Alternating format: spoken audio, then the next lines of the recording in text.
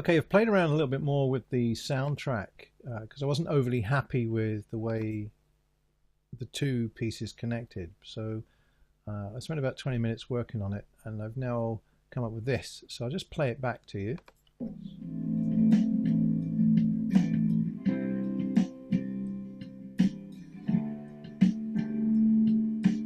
This course is designed for all those who want to learn more about their digital cameras. So why not enroll now?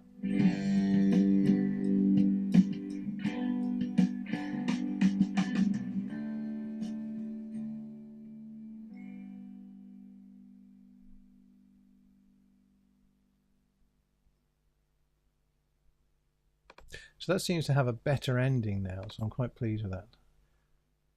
Just need to tidy up a little bit here. There's a little bit of black spacing in there. So again, I've selected it. I've moved my cursor to the end, so I get the trim tool, and I'm trimming that back to the end of where the music is.